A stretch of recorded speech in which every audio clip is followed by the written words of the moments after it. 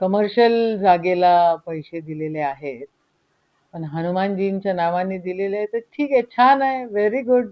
एकदम चांगलं काम केलं तुम्ही.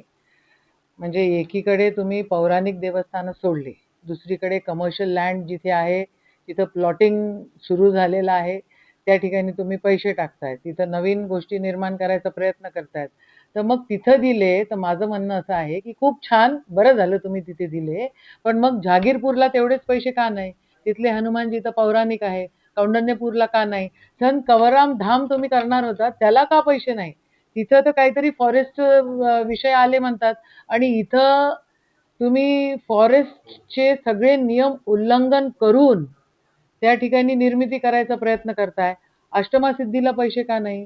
गाडगेबाबांच्या जन्मभूमीला, गाडगेबाबांच्या निर्वाण भूमीला पैसे का नाही? राष्ट्रसंत तुकडोजी महाराजांचे विकास आराखडे त्या ठिकाणी इनकम्प्लीट आहे.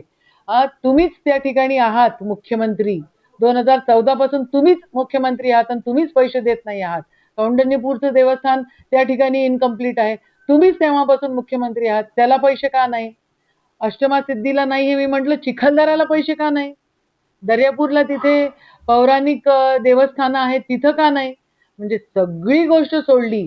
क वर्ग, ब वर्ग, अ वर्ग काय असेल ते सगळं एकीकडे सोडून दिलं आणि कमर्शियल जागा ज्या ठिकाणी आहे, तिथे पब्लिकचा पैसा, हा सरकारचा पैसा म्हणजे पब्लिकचा पैसा असतो. जो टॅक्स भरतो, शेतकरी त्या ठिकाणी जो देवाणघेवाण करतो, त्याच्यामधनं तो पैसा येत असतो. जो सामान्य माणूस टॅक्स भरतो, तो पैसा एखाद्या कमर्शियल जागेसाठी. मग माझा असा आरोप आहे, त्या ठिकाणी आदरणीय देवेंद्र फडणवीस साहेबांची त्या ठिकाणी पार्टनरशिप आहे का?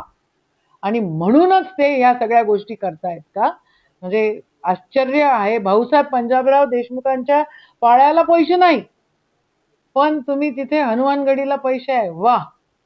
म्हणजे मोदी है आणि फडणवीस है तो मुमकिन है. बहुत बढ़िया.